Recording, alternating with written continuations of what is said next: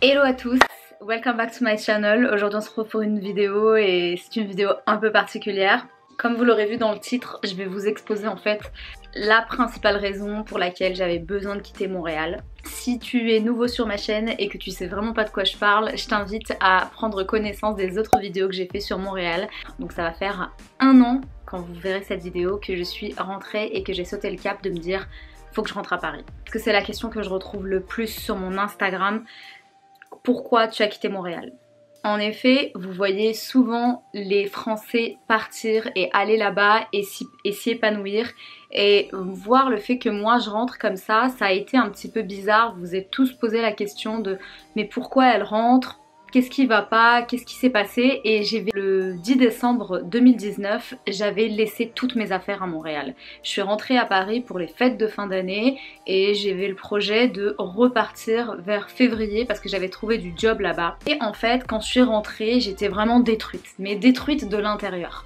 Et en fait, j'ai essayé de comprendre et j'ai fait machine arrière. J'ai même été consulter le psy pour ça. Je me suis livrée, j'ai fait un gros travail sur moi-même depuis 1 année et aujourd'hui je peux enfin arriver et vous dire pourquoi j'ai quitté Montréal. On quitte pas une ville parce que il fait froid ou parce que il fait trop chaud ou parce que la famille est loin, etc. Oui, ça fait partie des inconvénients avantages de base et on les connaît, mais on peut pas partir d'une ville brusquement du jour au lendemain comme ça pour des raisons telles. Je pense que cette vidéo elle va sûrement aider certaines personnes ou plutôt des filles qui traversent soit cette situation ou qui ont traversé et qui vont se reconnaître. Avant d'aller à Montréal, je me suis fiancée. Après 2 mois être arrivée, cette personne m'a laissé tomber. Et aujourd'hui, je suis pas là pour vous dire voilà j'ai eu une personne qui m'a fait un coup de crasse ou machin. Non, on n'est pas du tout là pour ça. Aujourd'hui, si je vous en parle, c'est parce que je suis vraiment passée à autre chose et c'est pour ça que je peux en parler tranquillement, sainement, sans pleurer ou être dans des états de folie. Donc là en fait je me retrouve à l'étranger, brisée, et qu'est-ce que j'ai fait? Je me suis renfermée dans le travail. J'avais le travail, j'avais Montréal, j'avais mes amis là-bas, mais heureusement qu'ils étaient là d'ailleurs, parce que sans eux c'est vrai que ça aurait été vraiment compliqué. Je pense que je serais rentrée à Paris tout simplement, j'aurais pas fini mon diplôme, honnêtement, parce que ça m'a vraiment atteint. Et j'ai vraiment pas montré ça, ni sur les réseaux sociaux, ni avec ma famille.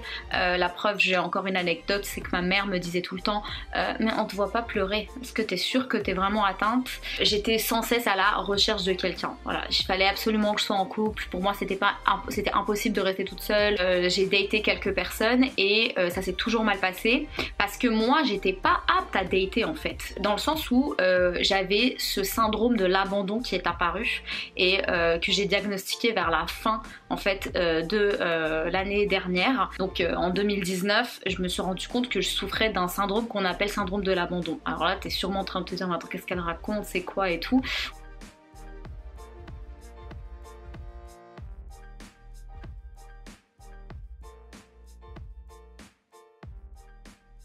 Ou peut-être que tu sais ce que c'est. En fait, le syndrome de l'abandon, c'est que quand une personne t'écrit plus ou qu'elle prend de la distance, tu commences à flipper. Tu commences à te dire oula, il y a un truc qui va pas, qu'est-ce que j'ai fait? Tu fais des crises d'angoisse, tu dors plus, tu manges plus, ça peut être vraiment être extrême.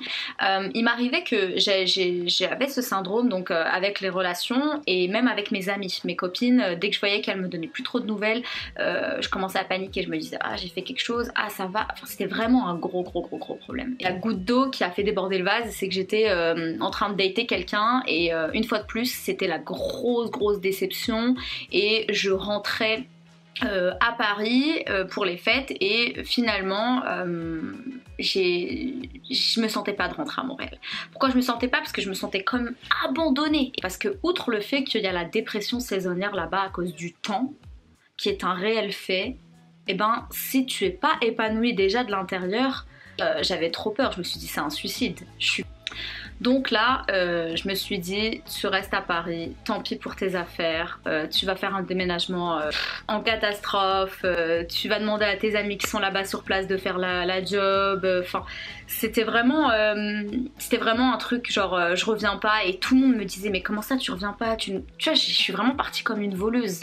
Et j'ai dit ok, là je vais aller en vacances, je vais prendre un time off, ça faisait 2 ans que j'étais pas partie en vacances et je suis allée à Dubaï. Et donc là, j'ai un comparateur qui est le soleil, la mer, le bling bling, la vie, la fast life.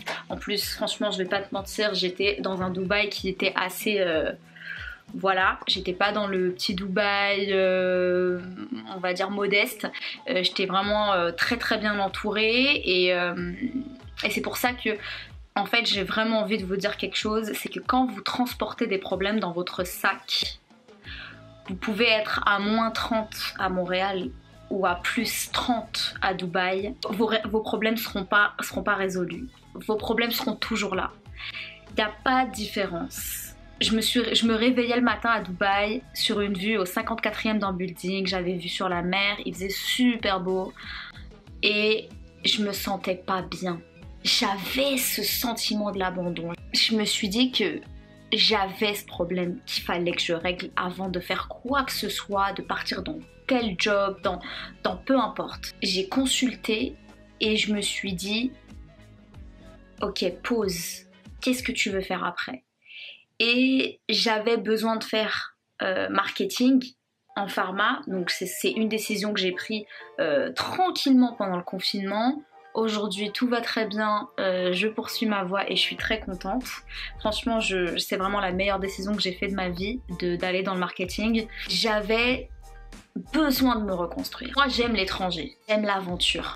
Et aujourd'hui, merci mon Dieu, je suis assis en face de la caméra et je peux vous parler l'esprit sain, tranquille, pour vous dire que tout passe avec le temps. Tes problèmes, si t'en as et que t'arrives pas à les résoudre, tu peux les avoir. Sur les îles Caraïbes, ils seront là. Ça change rien. Le climat, c'est quelque chose qui fait kiffer. Il y a des gens qui kiffent l'hiver et donc ils n'ont pas cette dépression saisonnière. Il y a des gens qui kiffent l'été, moi je kiffe l'été. Donc c'est vrai que aller à Montréal, c'est vraiment la grosse barrière.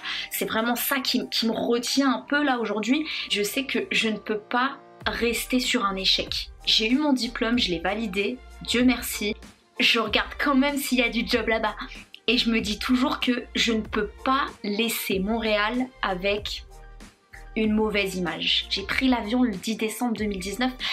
J'avais un goût amer dans la gorge, mais j'avais le cœur serré, j'avais l'estomac noué, je ne mangeais plus, je dormais plus, j'étais pas bien. Et en fait, j'avais besoin de faire cette reconstruction. Pourquoi? Parce que mes études étaient finies et j'avais ce vide qui est apparu. Je me dis que l'année prochaine, j'ai envie de repartir à l'aventure. Peut-être pas Montréal, peut-être Dubaï, si j'ai une opportunité, pourquoi pas. Je me donne un objectif et je fonce et j'y vais. J'ai pas de problème pour ça. Mais j'avais besoin de cette année de reconstruction personnelle. Et ça y est, c'est fait. Et aujourd'hui, je sais qu'à Montréal, il y a des opportunités et j'ai plus peur d'y retourner. Cette année de confinement, cette année de Covid, cette année 2020, pour moi, ça a été la reprise du souffle. J'ai revu ma famille, je rigole, je mange, je kiffe quoi. Montréal ne me fait plus peur. J'ai envie d'y retourner quand même. Et même si c'est pas pour la vie, je peux pas savoir. Je me dois d'y retourner pour fermer le chapitre et enlever la fausse mauvaise image que j'avais parce que j'étais pas bien moi-même. Mon histoire avec Montréal est très particulière. Je rentre mais en même temps je pense à Montréal. Pourtant j'y suis pas née, pourtant je suis pas québécoise, pourtant j'ai pas d'attache sentimentale. Mais Montréal me manque quelque part. Et si j'y pense comme ça, je me dis que c'est que je dois creuser. Donc en tout cas, si même j'y vais pas faire ma vie là-bas, je sais que j'y retournerai pour redorer l'image de Montréal. Et en tout cas, si vous souffrez d'un syndrome de l'abandon, eh ben, ne restez pas seul. Essayez de travailler sur vous-même, quitte à consulter un psychologue, à en parler autour de vous. Déjà, le reconnaître, c'est guérir. Reconnaître qu'on a quelque chose, c'est le bon chemin pour guérir. En tout cas, c'était une très belle expérience et j'espère retrouver peut-être Montréal très vite. Voilà, je vous fais des gros bisous, à la semaine prochaine.